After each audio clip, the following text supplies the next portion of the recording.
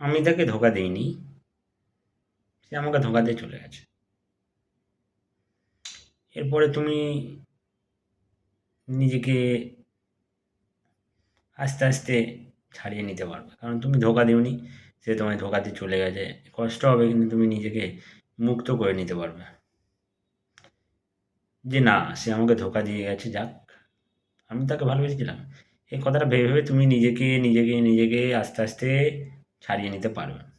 কিন্তু একটা সময় আসবে যখন সে বুঝবে জিনিসটা, যে আমি তাকে ধোঁকা দিয়েছি, সে আমাকে ভালোবাসার পরেও আমি তাকে ধোঁকা দিয়েছি। সে কিন্তু থাকতে পারবে না, কারণ যে ধোঁকা দেয় সে সারা জীবন কিন্তু পস্তাবে। এটাই নিয়ম। আজ না হয় কাল, কাল না হয় পরশু, যখন সব জানতে পারবে বা তার পরিবারের লোক যখন জানতে পারবে জিনিসটা, যে একজনের সাথে এরকমভাবে রিলেশন থাকার পরেও আরেকজনের সাথে রিলেশনে এসেছে, তখন কিন্তু জিনিসটা খুবই খারাপ হবে। আর ধোঁকার পরিমাণটা তখন সে বুঝবে।